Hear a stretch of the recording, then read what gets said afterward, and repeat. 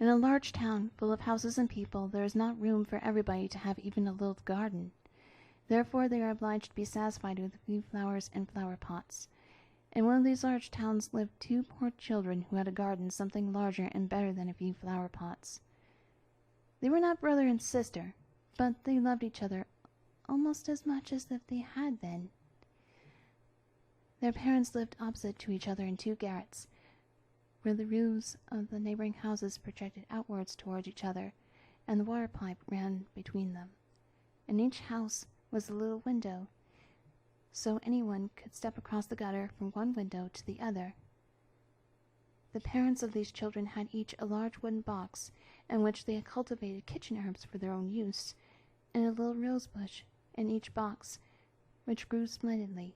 Now, after a while, the parents decided to place these two boxes across the water pipe, so they reached from one window to the other, and looked like two banks of flowers. Sweet peas drooped over the boxes, and the rose bushes shot forth like long branches, which were trained around the windows, and clustered together almost like a triumphal arch of leaves and flowers.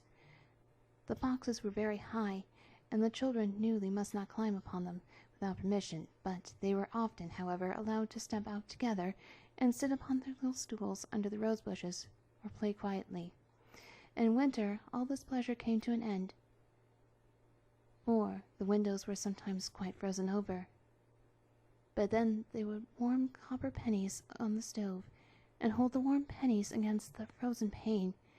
There would soon be a little round hole through which they could peep, and the soft bright eyes of the little boy and the girl would beam through the hole at each window as they looked at each other. The names were Kay and Gerda. In summer they could be together with one jump from the window, but in winter they had to go up and down from the long staircase and through the window before they could meet. "See, there are the white bees swarming," said Kay's old grandmother one day when it was snowing. "Have they a queen bee?" asked the little boy, for he knew that the real bees had a queen. "Oh, to be sure they have," said the grandmother. "She is flying there where the swarm is thickest.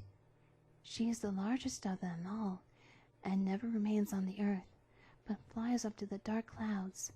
Often at midnight she flies through the streets of the town and looks in at the windows. Then the ice freezes on the panes into wonderful shapes. They look like flowers and castles." "Yes, I have seen them," said both the children, and they knew it must be true. "Can the Snow Queen come in here?" asked the little girl. "Only let her come," said the boy. "I'll set her on the stove and then she'll melt." Then the grandmother smoothed his hair and told him some more tales. One evening, when little Kay was at home, half undressed, he climbed on a chair by the window and peeped out through the little hole. A few flakes of snow were falling, and one of them, rather larger than the rest, alighted on the edge of one of the flower boxes.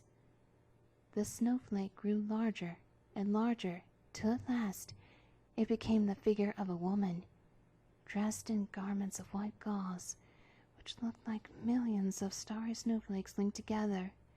She was fair and beautiful, but made of ice, shining and glittering ice. Still she was alive, and her eyes sparkled like bright stars, but there was neither peace nor rest in their glance. She nodded towards the window and waved her hand. The little boy was frightened and sprang from the chair. At the same moment it seemed as if a large bird flew by the window. On the following day there was a clear frost, and very soon came the spring. The sun shone, the young green leaves burst forth, the swallows built their nests, windows were opened, and the children sat once more in the garden on the roof, high above all the other rooms. How beautiful the roses bloomed this summer!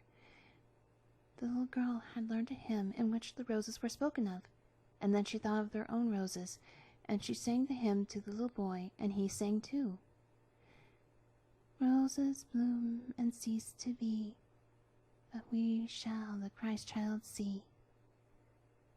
Then little ones held each other by the hand and kissed the roses, and looked at the bright sunshine and spoke to it as if the Christ child were there. Those were the splendid summer days. How beautiful and fresh it was among the rose bushes, which seemed as if they would never leave off blooming. One day, Kay and Gerda sat looking at a book full of pictures of animals and birds, and then, just as the clock in the church struck 12, Kay said, "Oh, something has struck my heart!" And soon after, "There's something in my eye!" The little girl put her arm around his neck and looked into his eye, but she could see nothing. "I think it's gone," he said. But it was not gone. It was one of those bits of the looking glass, that magic mirror of which we have spoken, the ugly glass which made everything great and good appear small and ugly, while all that was wicked and bad became more visible, and every little thought could be plainly seen. Poor little Kay had also received a small grain in his heart, which very quickly turned into a lump of ice. He felt no more pain, but the glass was there still. "Why do you cry?" said he at last. "It makes you look ugly. There's nothing the matter with me now. Oh, see!" he cried suddenly. "That rose is worm-eaten, and this one looks quite crooked. After all, they are ugly roses, just like the box in which they stand." And then he kicked the boxes with his foot and pulled off the 2 roses. "Kay, what are you doing?" cried the little girl. And then, when he saw how frightened she was, he tore off another rose and jumped through his own window away from little Gerda. When she afterwards brought out the picture book, he said, "It's only fit for babies in long clothes." And when grandmother told any stories, he would interrupt her with "but," or, when he could manage it, he would get behind her and put on spectacles and imitate her very cleverly to make people laugh. By and by he began to mimic the speech and gait of persons in the street.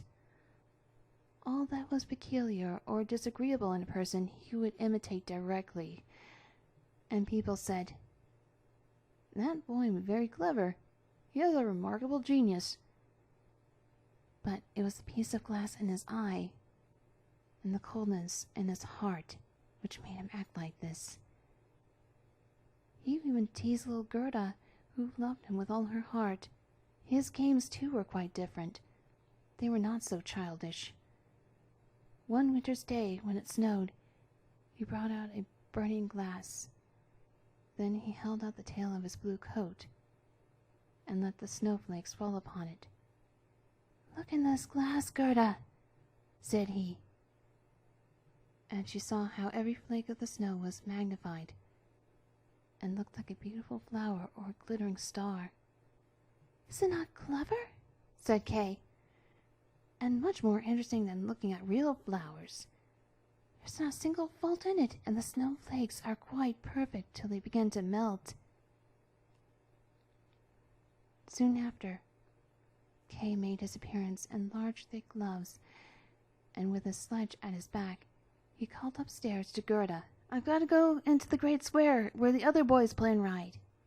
And away he went. In the great square, the boldest among the boys would often tie their sledges to the country people's carts and go with them a good way.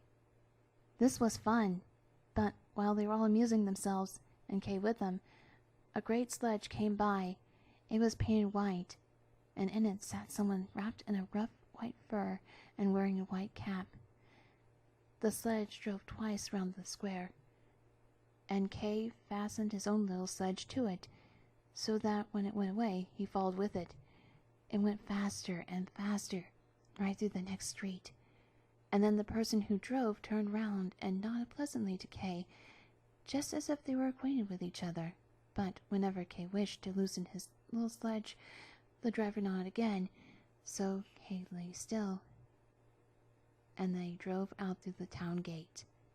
Then the snow began to fall so heavily that the little boy could not see a hand's breadth before him, but still they drove on. Then he suddenly loosened the cord so that the large sled might go without him, but it was of no use. His little carriage held fast, and away they went like the wind. Then he called out loudly, but nobody heard him, while the snow beat upon him and the sledge flew onwards. Every now and then it gave a jump, as if it were going through hedges and ditches. The boy was frightened and tried to say a prayer, but he could remember nothing but the multiplication table. The snowflakes became larger and larger, till they appeared like great white chickens.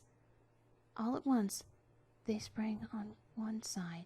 The great sledge stopped, and the person who had driven it rose up. The fur and the cap, which were made entirely of snow, fell off, and he saw a lady, tall and white. It was the Snow Queen. "We have driven well," said she, "but why do you tremble? Here, creep into my warm fur." Then she seated him beside her in the sledge, and as she wrapped the fur around him, he felt as if he were sinking into a snowdrift. "Are you still cold?" she asked, as she kissed him on the forehead. The kiss was colder than ice. It went quite through his heart, which has already lost a lump of ice.